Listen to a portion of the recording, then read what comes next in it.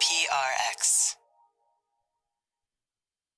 All right, everybody, this is another episode from our Summer Favorites series. This one has me teaching PE. I guess these personal essay ones come up as a lot of people that support the show's favorites and feedback I get. Love to know what your favorite episodes are, but this is one of many people's favorite episodes. It came out, I don't even know, at least 4, 5, 6 years ago. I don't even know, but it's a throwback, so enjoy. Friends beyond the binary, ladies and gentlemen, boys and girls, it's time for the podcaster. You know, here's the thing. This is the truth. It's time for a podcaster. I don't know anything.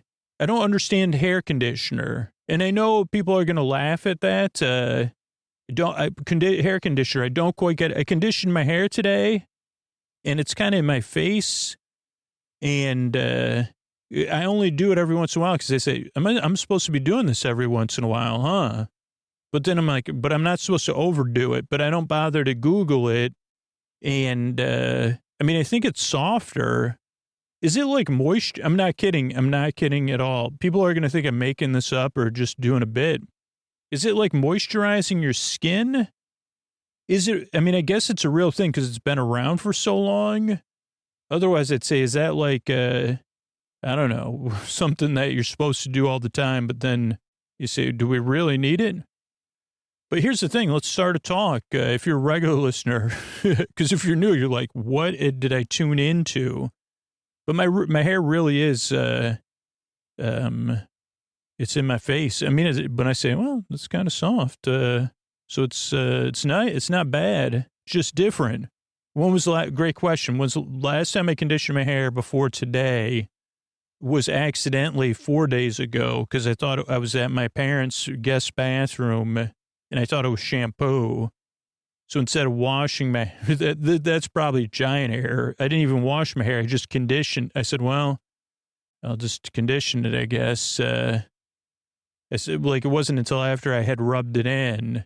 Because I did say, it's strange. They have two things of shampoo in here. Because the bottle wasn't clear.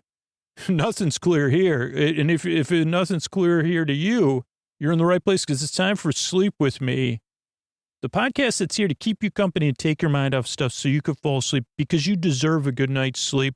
I'm so glad you're here. This show is really here to keep you company so you feel less alone in the deep dark of night.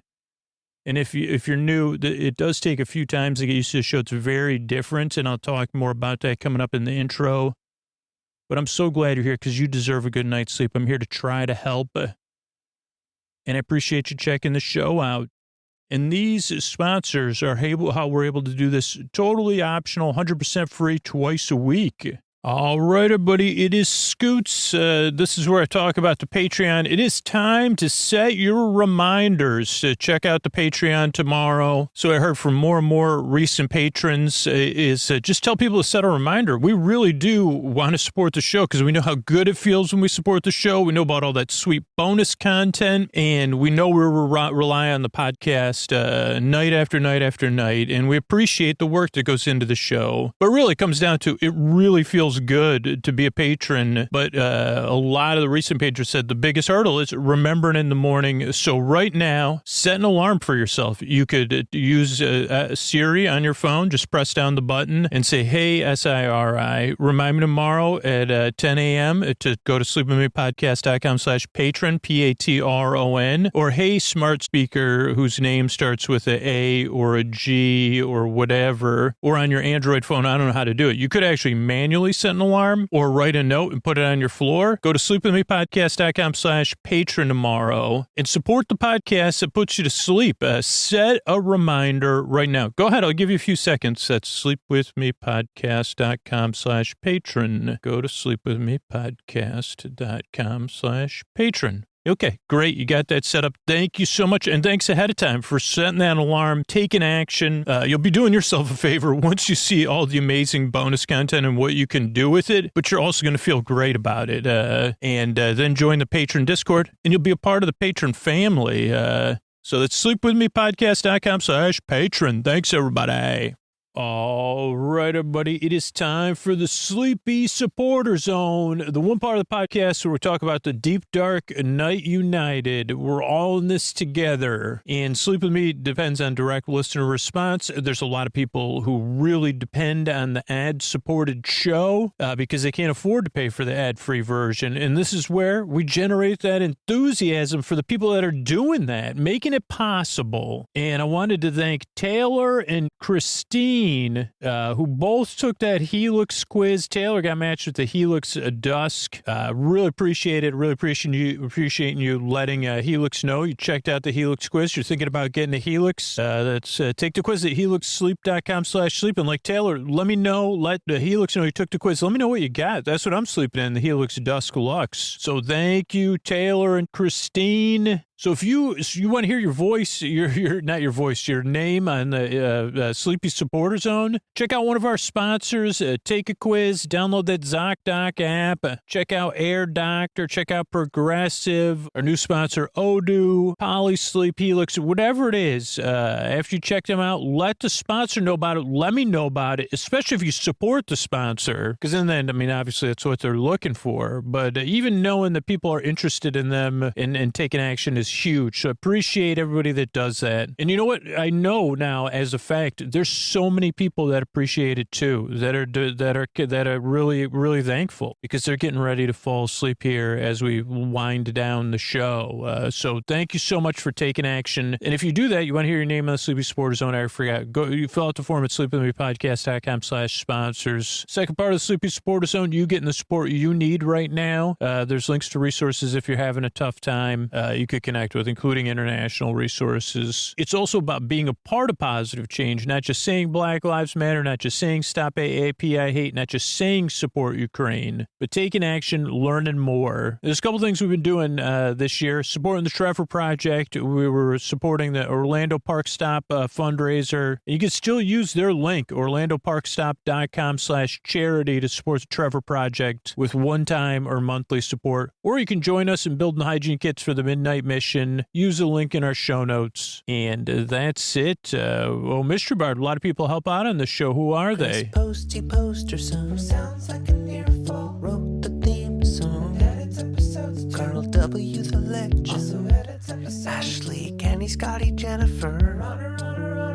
Eric and the team at Astound are on the website. I am the Mystery Bard. I do the lullabies, yeah. I do commissions at JonathanMann.net. I'll write a song for you. Any reason at all. You can tell me the story and I'll make it personal. You see the kindness shine straight on through when the listeners form their own Facebook group. Keith, Stacy, Sarah, Julie, and Jennifer. These are your moderators. Get support dear Scooter on Patreon. Buy the merch and support the sponsors. You can find anything you want at sleepwithmepodcast.com. And we're so proud that we could dance. Rusty Biscuit, Lois, Anna like banana. Leah does the transcripts. Thanks, Mr. Bard.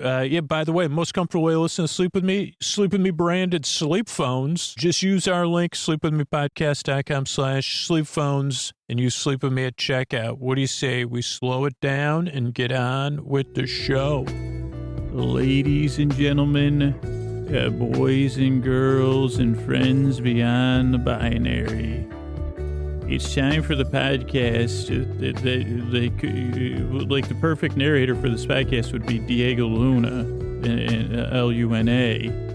I think he's got more extra smooth, dulcet tones, but it's time for Sleep With Me, the podcast that puts you to sleep. Are you up all night tossing, turning, mind racing? Are you having trouble with getting to sleep or staying asleep? Well, welcome, because once again, this is Sleep With Me, the podcast that puts you to sleep. We do it with a bedtime story. All you need to do is get in bed, turn out the lights, and press play. I'm going to do the rest. What I'm going to do is create a safe place where you can set aside whatever's keeping you awake, whether it's thinking, feeling, thinking with thoughts or feeling with emotions or physical things. noises, like whatever's keeping you awake, whatever's going on with you that's preventing you from drifting off into sleep. I'd like to attempt to distract you or put you at ease. I'd like to craft a safe place where you can set aside whatever it is, or at the very least, you could come in and curl up and, get snuggled. I thought I was going to talk about Rogue One. I just got home from seeing that. If you're new here, welcome, by the way. I'm going to send my voice across the deep, dark night. I'm going to use creaky, dulcet tones, pointless meanders, extra long intro. If you're new here, there's a long intro. A lot of people fall asleep to it. It's kind of like a story. It's attempted metaphor to describe what the podcast is if you're new here, or it's a familiar, futile metaphor attempt for those regular listeners and say, well, now I know I can fall asleep. And originally I said, well, let's make a futile metaphor out of Rogue One. That was not we'll avoid all spoilers. So maybe, but then because I just got home from the movie. It's a cold evening for California. It's like in the 50s, but might be below 50. But, we're not used to having our heat on and stuff like that. Like, I mean, this is California thinking. It's like the idea of leaving the house even for 5 minutes with the heat on just seems like an incredibly risky maneuver. And I don't think that's the case. But see, if we can't leave the house with the heat on. What are you doing? And I say, you're right. I mean, like in California, you say, well, it could be because it's just like, well, you don't do that because it's wasteful. Maybe it's just not a good idea having the heat on, because you're saying you're being hypervigilance. I had that no matter what state I'm in. I got that. I mean, that could be hypervigilance. And is the Empire hypervigilant or the rebellion? I don't know. I really liked Rogue One, but I won't make a metaphor out of it because I was saying so this is welcome if you're new here. This is Sleep With Me, the podcast. It's here to put you to sleep. And part of it is creating a safe, welcoming place. The reason why is because, believe it or not, I do care. And the reason why I care, and I care deeply, is because I've been there. This particular week, I have not slept good at all. And I talk about this every once in a while. I probably got to think of a new vocabulary word. Usually I use baffling. Because I said, geez, am I drinking too much iced tea? Is it because the temperature's up and I don't know. Like, I just can't figure it out. And I'm trying to make small adjustments and just roll with it. And eventually I do get to sleep. So I've been there. I've been there recently, lying there, tossing and turning, and really can be frustrating. So that's the safe place. Is that it's a place beyond that? You say, well, you're just reminding us. So I said, well, let me remind you and let me pull you over to the safe place.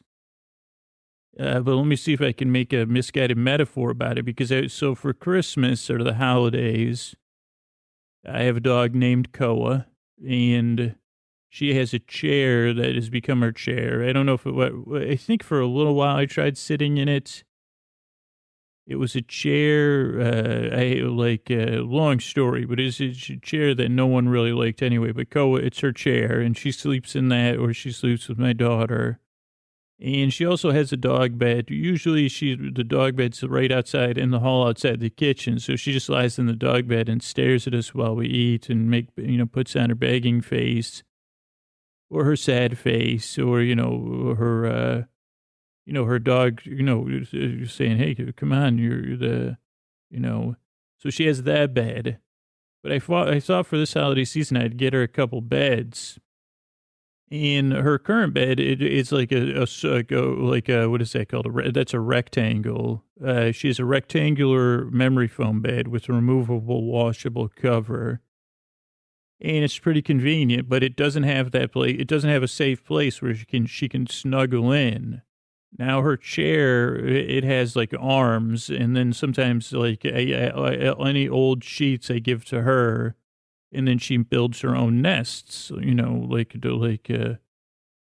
I mean, Koa may be part bird. I mean, maybe not 50-50. I'd say probably 25, one grandparent is maybe a bird.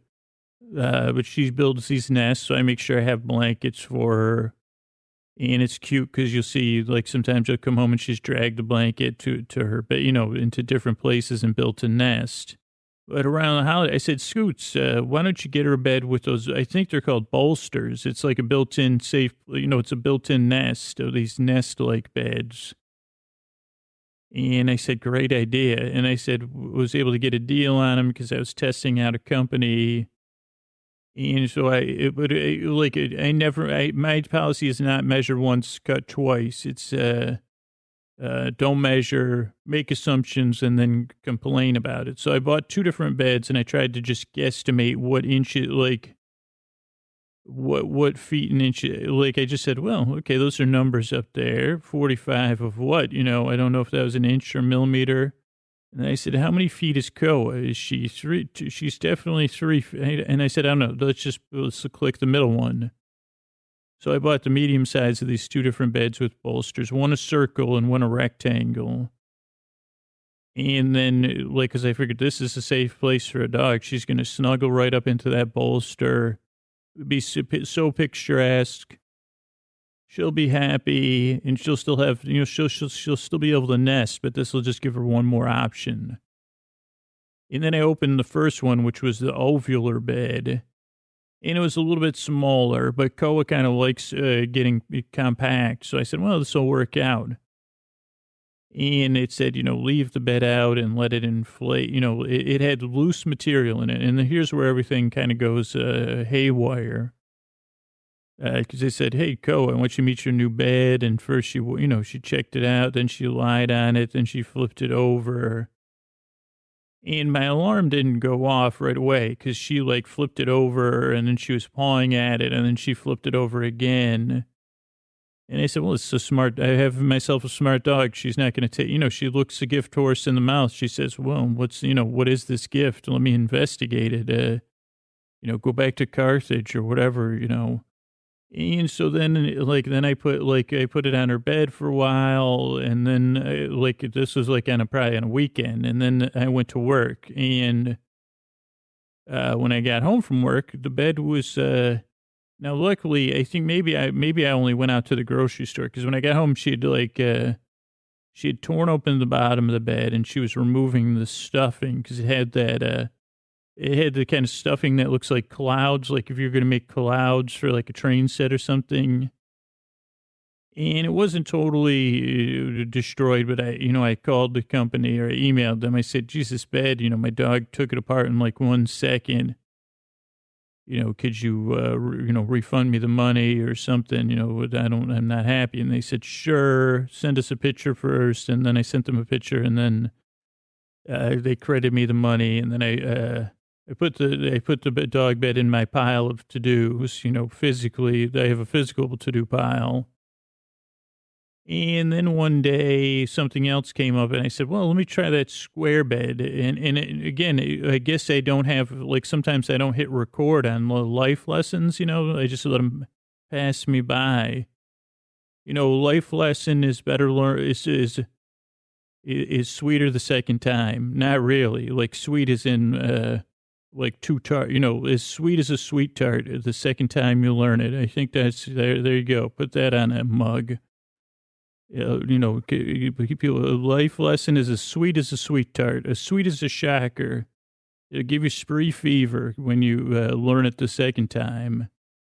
So I unbagged the rectangular bed. Then I gave it a day to degas and, settle or whatever you're supposed to do. And then I remember I went to leave for work and I said, hey, Ko, you want to try this new bed out too? And she looked at me, she said, man, why not? Leave it here.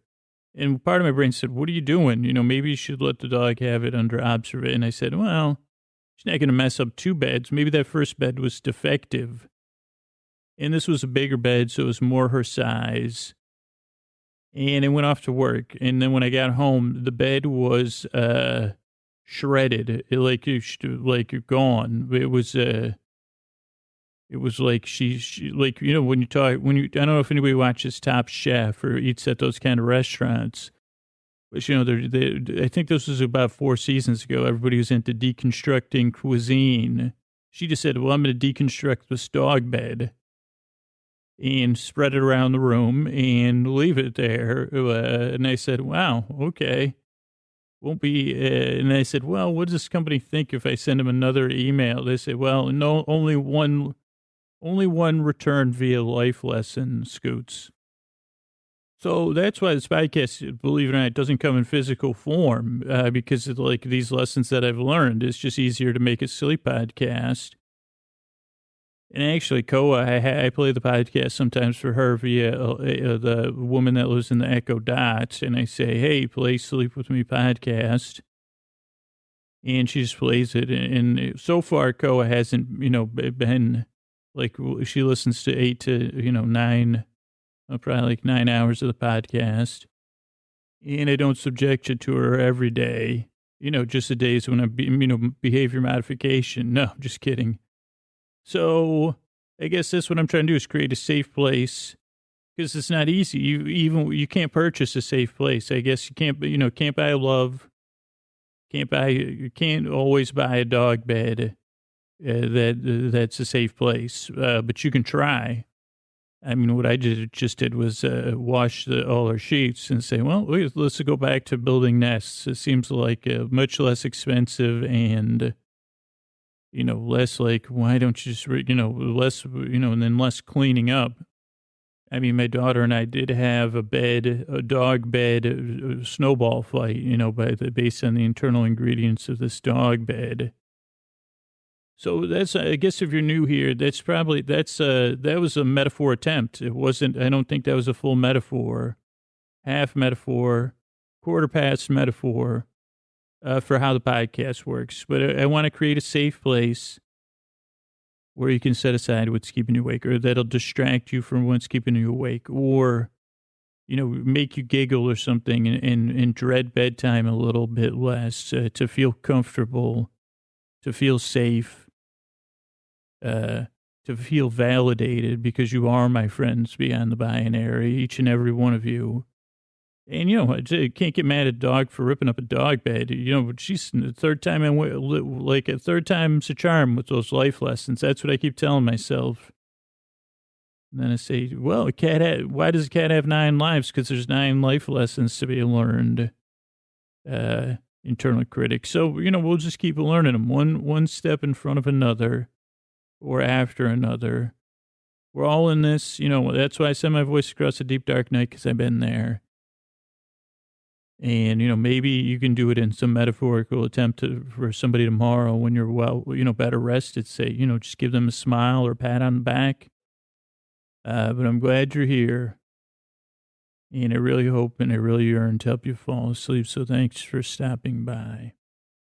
Sleep With Me is brought to you by Progressive. Most of you aren't just listening right now. You're driving, cleaning, and even exercising. But what if you could be saving money by switching to Progressive? Drivers who save by switching save nearly $700 on average. And auto customers qualify for an average of 7 discounts. Multitask right now. Quote today at Progressive.com. Progressive Casualty Insurance Company and Affiliates. National average 12-month savings of $698 by new customers surveyed who saved with Progressive between June 2021 and May 2022. Potential savings will vary. Discounts not available in all states and situations. Well, hey, everybody. It's Trending Twitter Tuesday. It's Sunday for me, Tuesday for you. And as I said in the opening, I just saw, what was the name of that movie? I just saw Rogue One, Star Wars movie. And I'll just say bravo to the casting. Just bravo. I was really happy about that. So it's kind of dominating my mental worldview this moment. But also this weekend, my daughter was in a play, and like a little kids musical, Aladdin. And I was watching the play, watched it twice. This time they had only two performances. And so if you're new here, this will just be kind of a rambling. We'll see how this goes. I think I'm going to take us back into this past when I was Drew and not Andy and not Scoots. Ideally, we'll take a little trip to East Los Angeles, East LA on the 60 Pomona Freeway. I don't know why it's called that, but to get there, you say, well, what made you think, like, what made you want to take this trip, down the 60 First Engage? You know, that's where I lived, pretty close to First Engage, in the City of Angels, Los Angeles, East LA. I think it's still part of Los Angeles proper, but I'm not positive about that. But where was I? What was I saying? So I went to my daughter's play. Now this time, it's a little community theater thing where they teach kids and the kids perform the musicals and they act and they sing. And it was Aladdin this time. And again, even though I have a daughter, you might know this, I'm terrible at eyeballing ages of children. Now, my daughter is 9, and I would say the kids in this play maybe 10 or 11. Wait, is my daughter 9? Maybe I should double check that. What year is it? 13 minus 9 is good. That's a lot of math. Never mind. I'm pretty sure she's 9. It's 2016, right? Yeah, I think minus 9. Anyway, not important. And that's that's my dyslexia. That wasn't that whole hilarity there. It's just that my brain doesn't hold numbers in a useful way. It holds numbers, like a giant sack full of numbers. And they said, well, I just need to know how old my daughter is numbers. I say, but the kids in the play, were somewhere between 9 and other ages within that vicinity. Probably on down to like 5, 6 years old. And I can't remember. It was a little diminutive. Like, I think the main cast is called the Little Performers. But then this year they had a cast of even smaller kids, which they always do, but usually they give the smaller kids, like, they're super cute, so they give them something cute to do. And I think that's a lot of work for the two directors, because, my assumption would be that the people working on this are either doing it for free, or they might as well be doing it for free, because if they're getting paid money, it's not enough for bringing the wonder of theater to our children. Because I don't think they're getting paid like $50 an hour, which is probably what I would say would be, that's fair compensation. But of course I don't run a community theater. I know, so they're doing it for something more than financial gain, I guess what I'm saying. But it can be a very difficult job. And I've seen a lot of these performances. My daughter's been doing it for a few years, more than a few years. And so this year they tried this new thing. So they have the little performers, and I don't know what the term they used for the smaller kids. I don't think they would say the tiny performers. That just doesn't sound. I don't like the way that sounds. But whatever the younger performers, they had them just do a show first, and it was way more structured, like. Where the main director, the woman that was directing the show, who was also just to teach them, life skills and theater terms and kind of to ease their way into acting in the theater. And so she had the kids up on stage, and there was probably 2, 4, 6, maybe 7 kids, 2 boys and 4 girls or 5 girls. And I don't know, like I said, I'm not good at ages, maybe 5, 6, 7 years old. I don't know, somewhere in there. Because I don't know, like, this is how my brain erased itself. I said, at 4, can a kid even stand up? I don't know. Can they? When do kids start walking? And I realize I'm smiling because I can realize this is ridiculous, but I'm also serious. I mean, when can a kid feed themselves? That's like 6 years old, right? I think it's much younger. I hear you. I hear you. But so these were some cute kids. And it's always interesting, to see children or adults, but children because, they're children and they have less of these filters and hangups that we as adults have.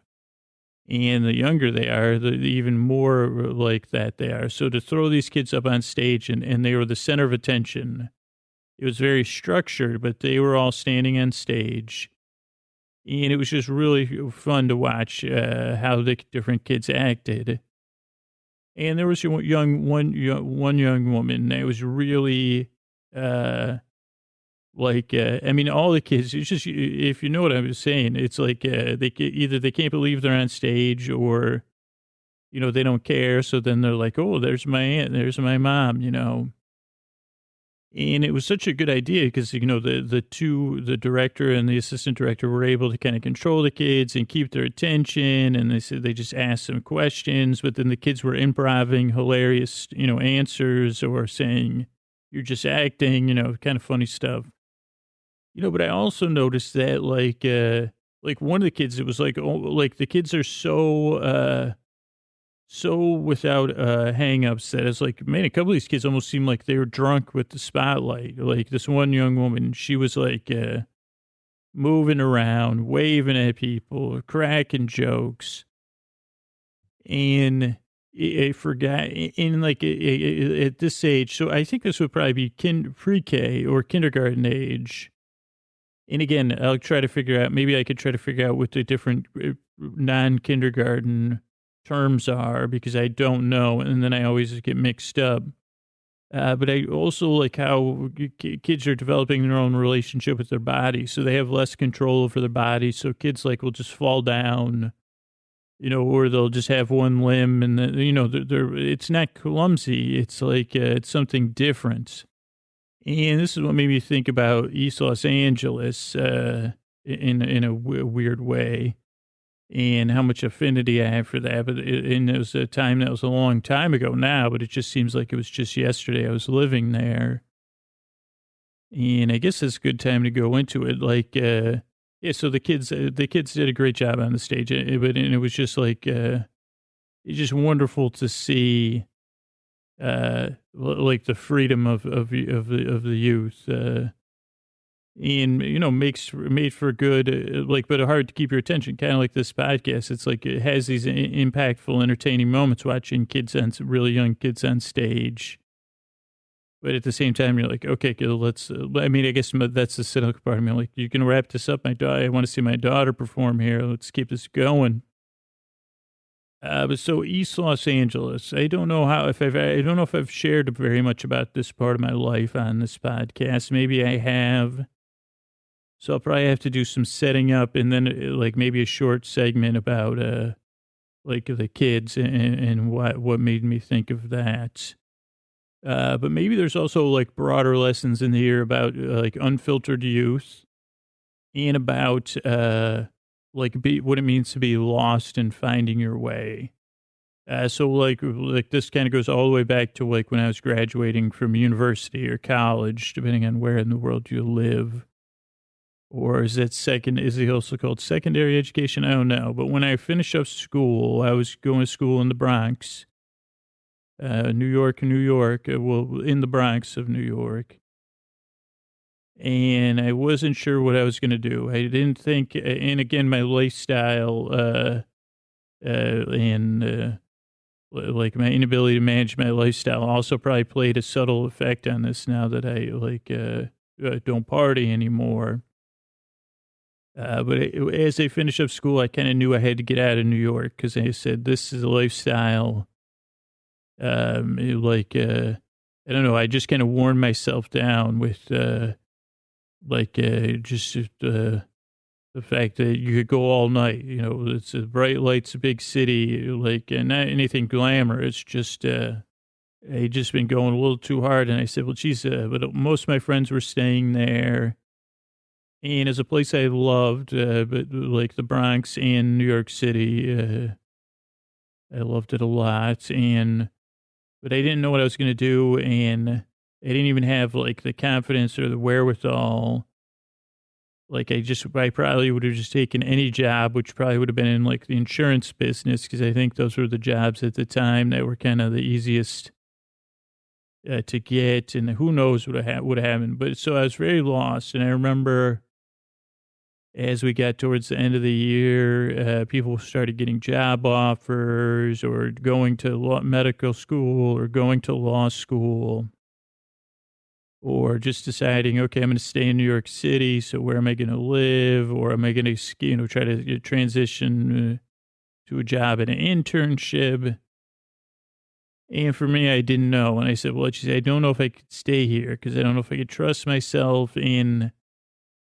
I mean, I knew I had this creative drive deep down, and but I had like as like many choices in my life, keep it at a distance. My dreams of writing or doing something creative. I didn't have the courage or the wisdom to like indulge in those. Even at university, like at college, like. While some of my friends were writing stuff and performing stuff, I don't know. I was in the throes of another beast, but I was I wasn't super afraid. I just said, geez, I don't know what I'm going to do. And luckily, because my parents have 6 kids and I'm the oldest, it wasn't like there was this huge burden of expectation from my parents, like weighing on me, which was a nice freedom. They didn't expect me to go to law school or to become like they expected me to kind of find my own way and wanted just, that's what I think what they wanted for me. I think because they like roller coasters, they said, well, let's just set out a 30-year roller coaster ride for you two then.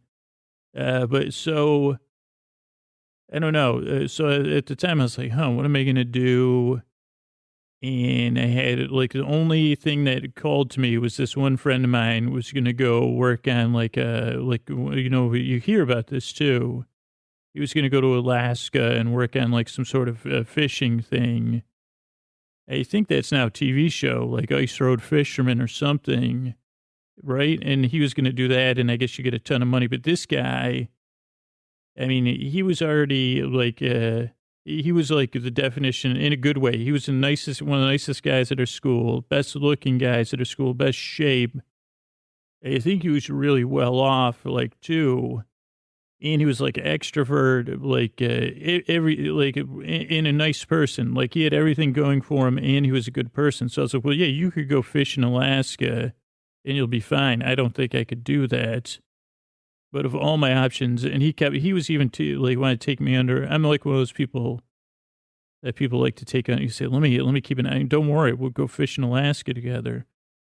And maybe there's like this anti-authoritarian thing with him too, of like, don't go into that, don't like start wearing a suit right away kind of attitude. So I was lost. And I mean, a part of me was like, maybe I'll find some volunteering like I could do. Like at the time, I think, Peace Corps was one thing. And I think there was I think President Clinton had started the AmeriCorps. And so like, then there was this volunteer fair, and I went to the volunteer fair. Maybe I had already thought about doing AmeriCorps. I don't know, but I think I did. Let me, I don't know. My memory might be out of whack. Maybe I had thought about that for a while. But because Congress and the president weren't getting along, I know that the funding for that was like at the time when Clinton was president. That's when I was in school. So at the time that there wasn't sure those were going to be funded. But so I went to this volunteer program, and there was like other volunteer programs there. And I went to a Jesuit school, Fordham University. What's up, Rams in his house, and. Like, so there was there's a Jesuit volunteer organization there called the Jesuit Volunteer Corps. And I don't know if Teach for America was quite in full swing yet. I think it was, because I think this guy Steve did do Teach for America. And there was a couple other like volunteer organizations. I don't know if AmeriCorps was there. And I didn't want to be a teacher, but I said, well, if I could do something, of service, I'm already lost. Like, I don't know where I'm going. Maybe that would help me. And then, like, I talked to a couple of people at the Jesuit Volunteer Corps. And this was more of secular means it's like religious based, but the Jesuit Volunteer Corps is it's not non-secular. But it considers itself more of a social justice organization, and it was based on these tenets of spirituality versus like a strict faith, simple living, community, and social justice. And so it ended up it piqued my interest. I said, wow, those are things that appeal to me. And then I met some of the volunteers and went through the application process. And I think I was applying for AmeriCorps at the same time, but again, it wasn't sure. And the Jesuit Volunteer Corps is interesting at the time when I applied for it, because you apply to a part of the country. And I lived in New York, and I said, well, there was a Southwest organization. And for me, from somebody that grew up in Syracuse, New York, the Southwest, of Arizona and California, I think was what they considered the Southwest. And maybe, I don't know if there's I think Nevada might have been in there. Just because California is so big.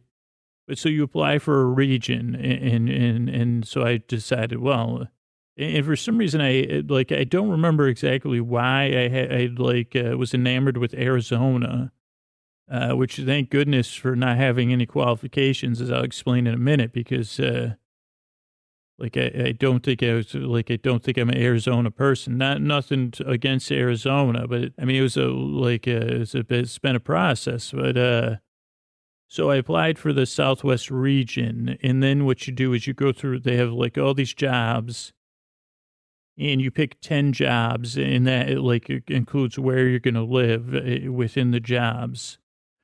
And I guess a lot of the jobs are either social work or working in a school, that needed they could use extra volunteer help. You're working with people in need. And so I think the first 3 jobs I applied for were at some school in Arizona. And I'm pretty sure the 4th job I applied for was at a school in Los Angeles, in East LA. I'm pretty sure it's 4th on my list, because that's where I ended up getting placed. And so when you get into this organization, I think you still have more interviews, and a lot of it's on the phone, to kind of help filter you out. But let me kind of explain the program. So it's based on community. So you live in community with other volunteers, which, it's kind of like roommates, but when you say you live in community, it means you kind of have a little bit more responsibility to one another, or you're expected to kind of try to learn what community means and build community. So there's a community part. There is simple living. So community also means you're living in the community you're serving, or ideally as close to the community you're serving as you can.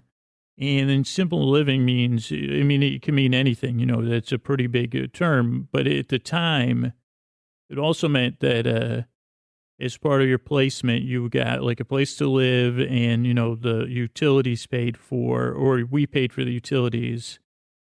But we got money for utilities. The rent was paid.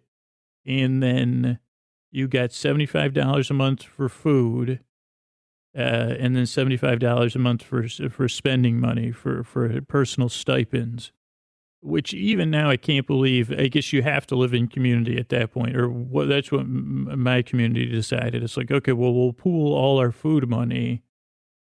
And this was a little while ago. So 75, I think at some point they raised it to 150. And we never were hungry. You definitely have to, you're less indulgent, less sweets, and less, even fast food was out for the most part. So those are the 2. Then social justice kind of means, I guess not, back then that was a good thing. Now people kind of use that word in a derogatory manner. Some people do, but At the time, it just meant like looking at the prevailing structures of our society and culture and trying to, enact change. I don't know, trying to be of service to other people and see what structural things are not in service equally, maybe.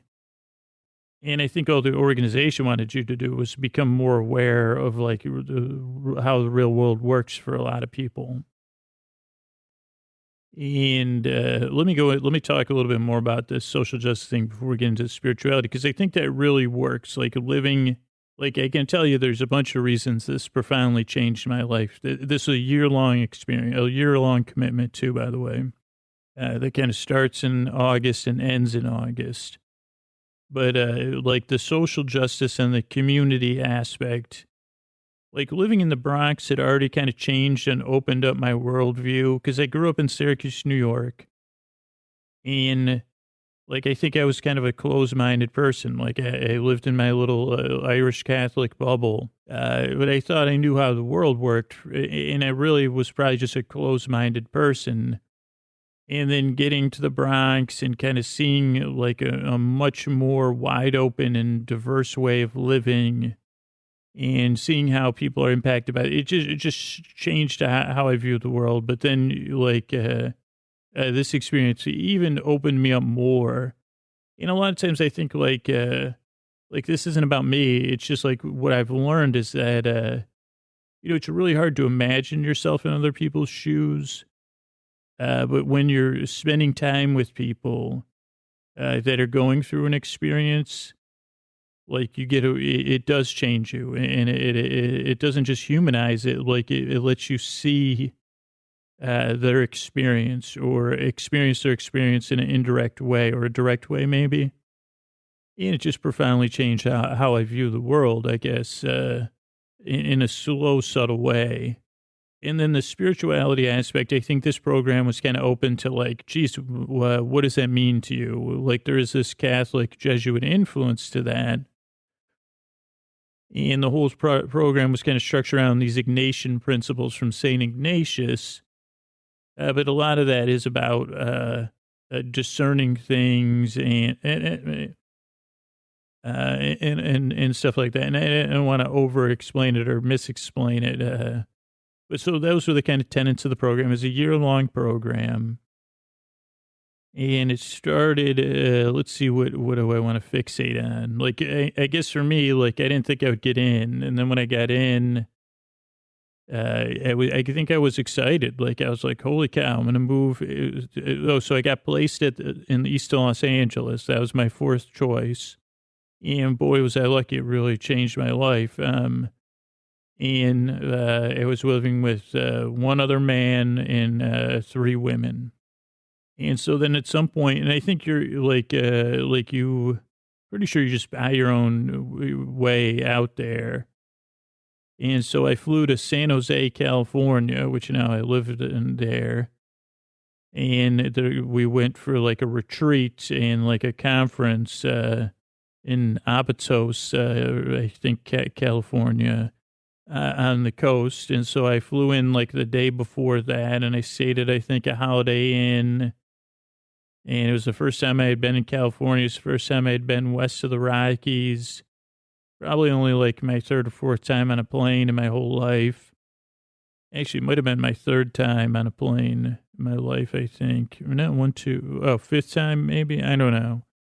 But yeah, I remember flying in and like seeing like it was the summer, so all the hills in San Jose were dry and brown, and I didn't know if I was in a desert, and it was hot.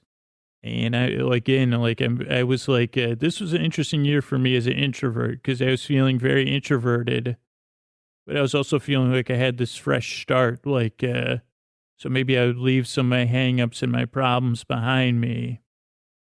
And try to be friendly and make friends with as many people as I could. And I think when I first got there, that was really hard, like I was afraid.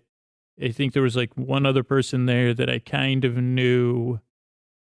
But other than that, and then I like met my roommate, the man, Bob. We were going to share a room, and he seemed really cool. And then the other women were Natalie, Ann, and Patty. And they all seemed great. And then there was other volunteer houses in the Los Angeles area, one in Santa Monica, one in downtown LA. And there was one in San Jose, a couple in San Francisco, a couple in Oakland, San Diego, Bakersfield, or Fresno. But so my roommates, and we started getting no program, and then I don't know how we got. Now that I think about it, I don't know how we got to L.A. from there. Maybe we rented a car. We must have rented a car for one way.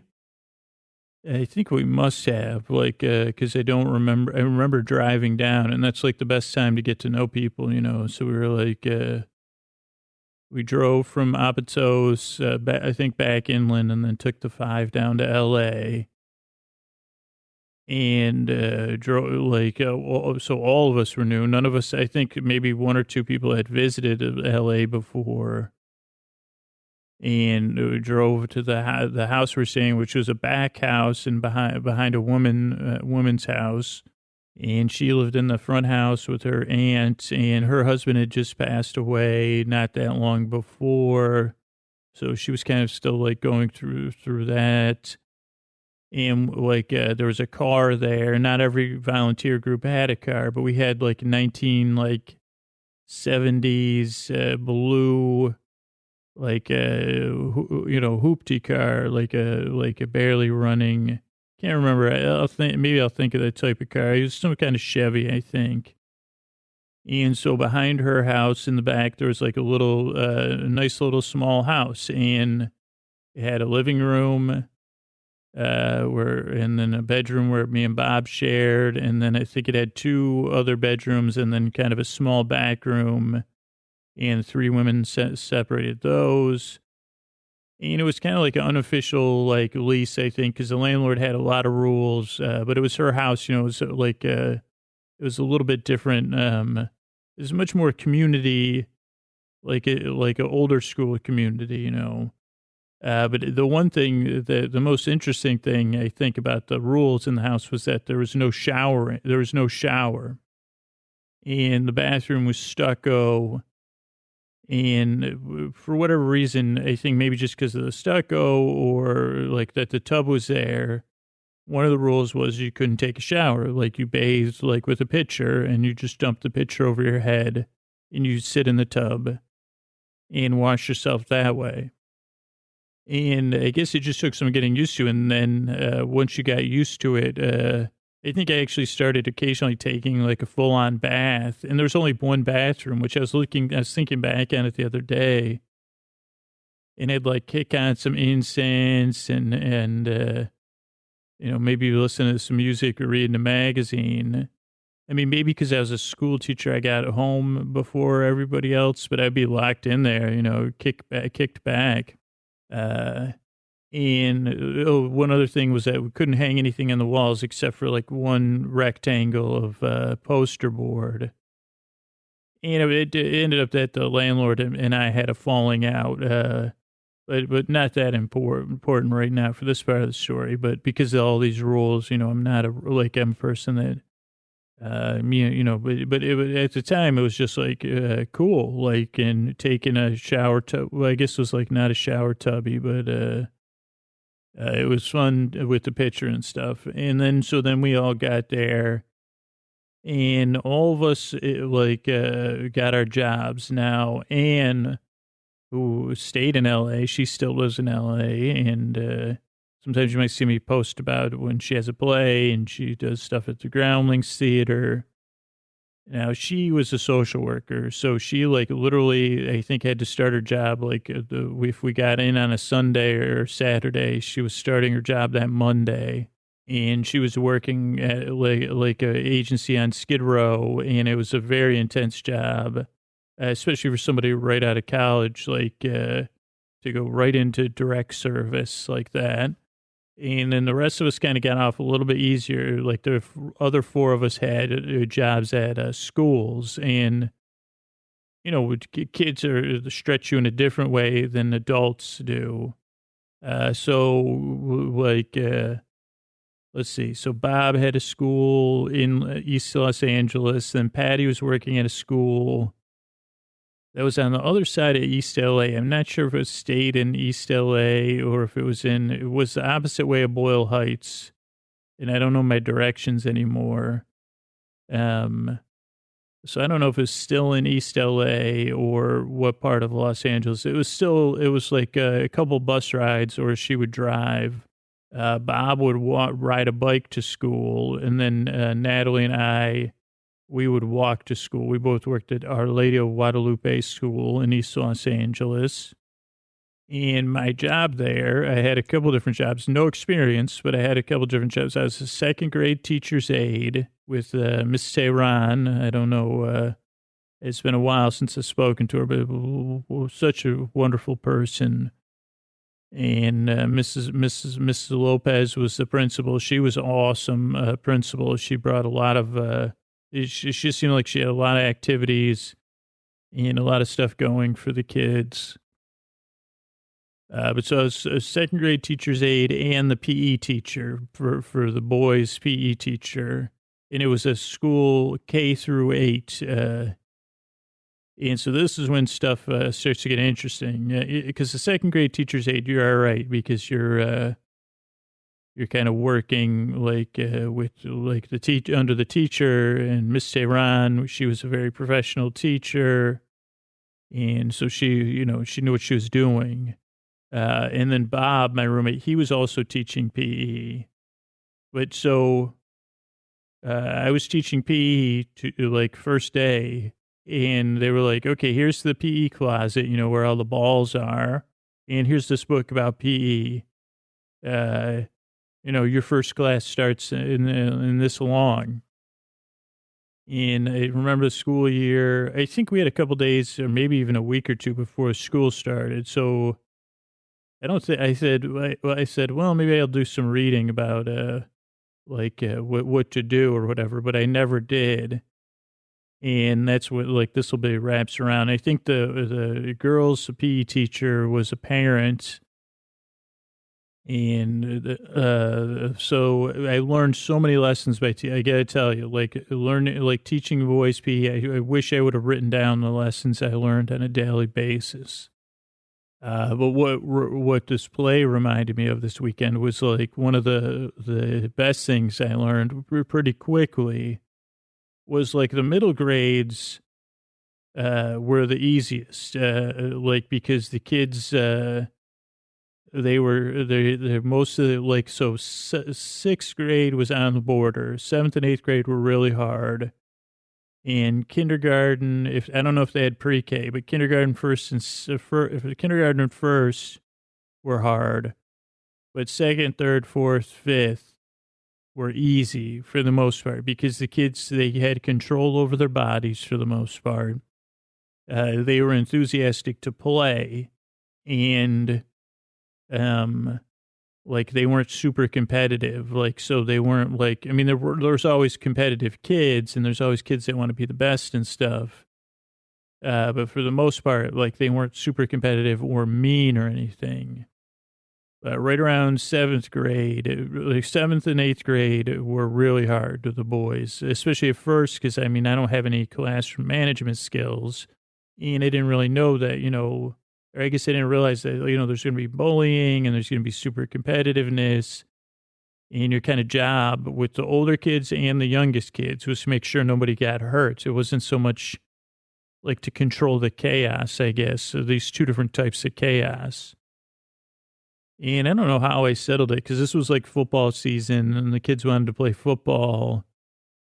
And then they want to play basketball and softball or whatever. So I don't know how I remember learning very quickly, oh boy, because this is they're playing flag football or two-hand touch or whatever, but right on right on the blacktop, So with the older kids, it was kind of aggravating in this way where I felt like I had to kind of dominate and watch out and discipline.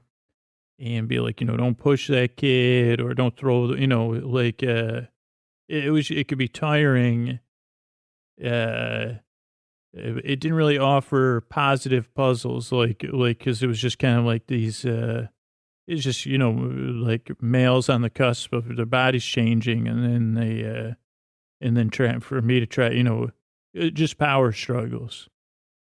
And we would have some good times, but then the younger kids, I remember this was so hard to learn because I didn't know anything about PE. It was like when you're in kindergarten and in first grade, or maybe it's kindergarten and pre-K, but the kindergarten and first grade, we'll just say as the example, these kids can barely stand up, like in a group. I mean, I'm sure your kid at home, they're doing, I'm sure they're doing like a whole comedy routines and gymnastics and stuff.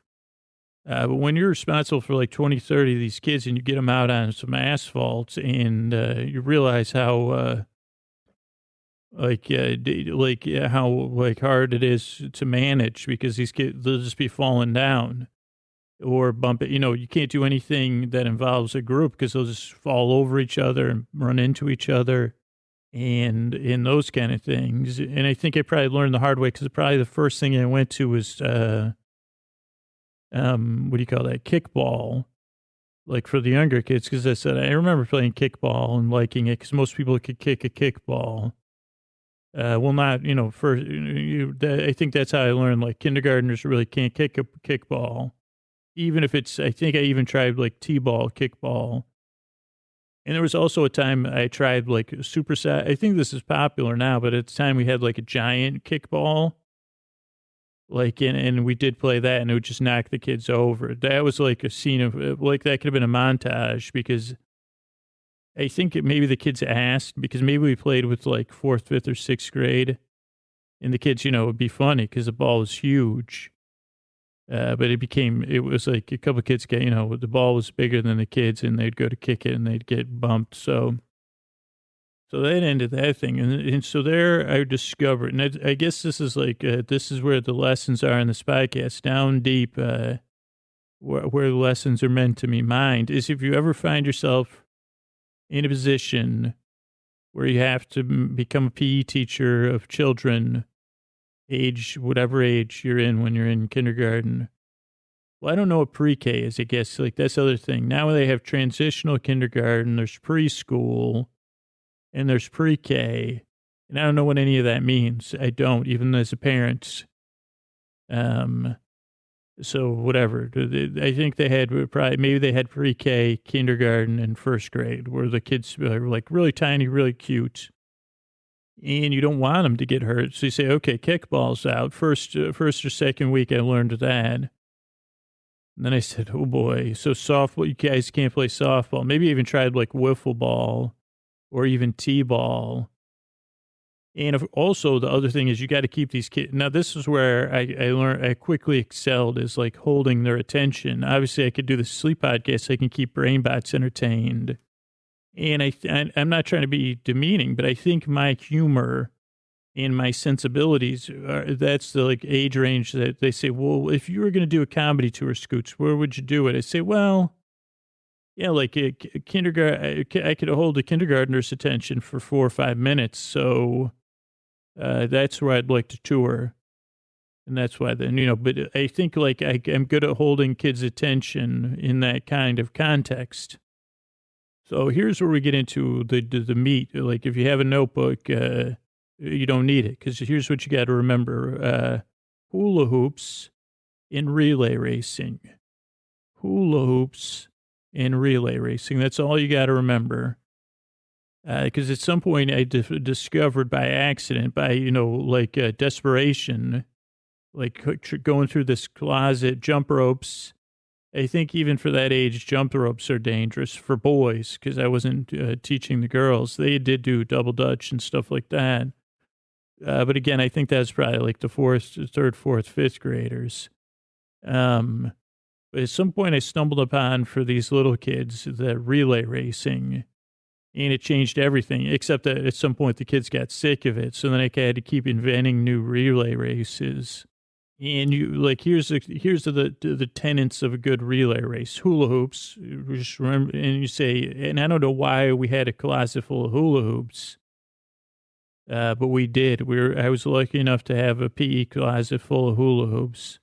But so what are the tenets of good relay races? You got to have high energy. So the kids have to think there's a high stakes. So you always want one or two things that at least you could explain to the kids. This is extremely dangerous. And I think cones are good for that. Also cones, they add a lot more pizzazz to good relay races. You got to have a turnabout. Oh, high fives. That's another key. Like, because you do have to have some, it is better if it's competitive. Now, maybe with the pre-K and the kindergartners, you can get away with like just cheering or pretend timing. You could do, like, timer will help, a stopwatch, but you don't really need it. You just say, yeah, there's 46 seconds. That's fast. Oh, boy. Was it faster than the other kid? Well, I hit reset. What did I say, 46 seconds? I'm not sure. But so here's the, like, best case scenario is you break the kids up into two groups. So let's say we had 16 boys. You get two teams of 8. You really don't want more than 18, even 8. You don't want more than 2 teams, because that's a lot, because you got to focus. And then these are some of the secret keys that the kids don't know about. You keep the kids lined up and spaced out because, again, they don't have control over the body. So they could just fall over at any minute. I mean, the pediatricians won't tell you this, but it's true. And it's perfectly normal. From my observations, it's perfectly normal. There's a little pebble, your kid falls over on it. And they don't get hurt. They're very durable, these children. But you want to reduce, you get the variables down. So you get them lined up, and then you got to get them focused. So it's another trick. You make up something, say you have some secret, what's the best path? You got to perform for the kids. And then you could decide, I like to have a turnabout. Like, I don't like the kids waiting in another area, because you don't want more than one kid out on the racetrack, or you get them to go to one end and turn around and go back. And so that's your basic 2 lines of kids, turnabout. And when they come back, they always slap a high five, a gentle, nice high five to the next kid, so the next kid knows to go. And if you can get them to just line up again, even if they're not going to go again, that's usually best, because you'll know, like, when they're done is when the bell rings. You see, just if you can keep running this race till the bell rings, that's job done. And I guess everything in between is the art that is the PE teacher. So, I like to have a cone that, either they have to go around. You want something goofy that's going to get the kids laughing. And that's more, maybe you want to spread some joy. Maybe that's your job. Maybe that's your calling. But also it keeps them engaged. You want these little things to keep them engaged. And I always think ridiculous tasks. And you wouldn't, I cannot tell you about these hula hoops. So that's what we'll finish up on tonight, is amazing things you can do with hula hoops. Like, first of all, what you could do is, there's a hula hoop racing where they have to keep the hula hoop rolling, and they're just kind of doing it, or they have to spin it on one of their arms while they're running the race. So there's body-based hula hooping. I don't make kids do the hula hoop on their waist, because I can't do that. So I can't even show an example of that. You can also have hula hoop jumping. And these would be maybe your first couple weeks, but then the kids start to catch on. I think the hula hoop rolling's always been good. Then you can have hula hoop rolling for a distance, or you could have hula hoop rolling, and then you have to, depending on where your hula hoop stopped, like once it falls down, you can run. But if it falls, you can do different. But the best thing is, like, if you hold your hula hoop and you flick it with your wrist, when you do that hula hoop flick, and then it shoots out, but then it has the backwards English, and then it comes back. Like, once you're a PE teacher, you're a professional. So you should be able to do that with both hands at the same time, one for each lane. and also be able to do without English. So it just rolls. And then the kids they'll have to run and fetch the thing. Or, if you're just rolling it, they can have to run through it once. Though, the younger kids, you got to be careful with that because they're going to wipe out. But usually the idea of running that'd be good for this could get us through December. If we started in August, we could be just winter break by now of chasing it. And then you can do hula hoop tossing. But the hula hoop throwing, and then having them run it down, honestly, I think I stopped running relay races that didn't have swiftly moving hula hoops. And I think because plus a lot of those hula hoops have the beads in there, so there's a noise. And then it's the kids are also wondering, is the teacher going to mess it up? So there's that. And then it's just it has enough chaos and danger. It's not really chaotic or dangerous. So it's just a hula hoop. I thought that, I guess leading up to it, I thought there'd be more exciting stuff about the hoop, but it's mostly me just flicking it with my wrist with English so that they would spin back. I guess if you can teach the older kids that, then you could see the distance one. Yeah, I guess it's not. I guess that's why it's a sleep podcast. But yeah, so that's and you can do this for parties and stuff.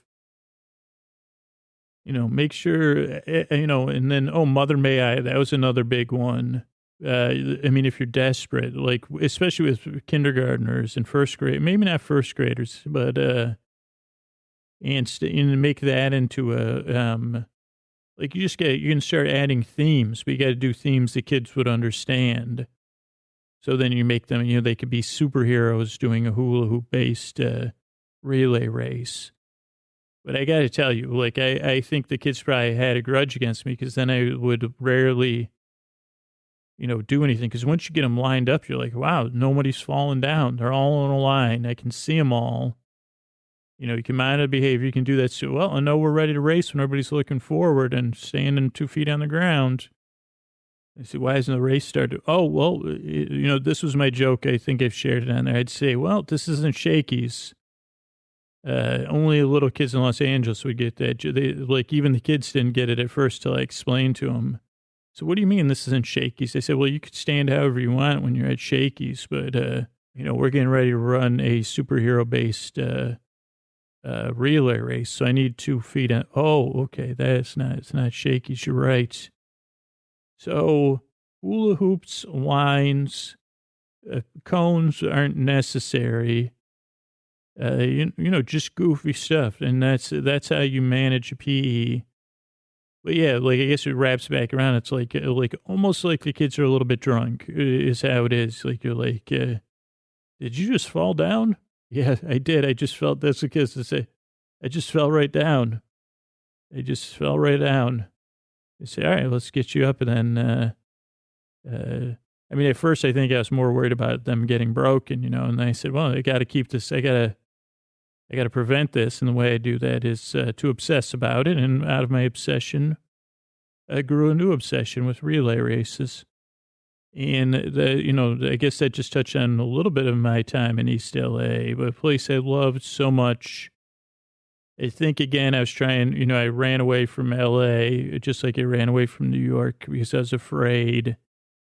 But, it all worked out in the end. And relay races, they don't always work. If you're doing them for fun, that's another nice thing about relay races. It can be the kids, even if you say there's no winner, the kids know who won, at least in their own individual race. So it still feeds their desire for competition.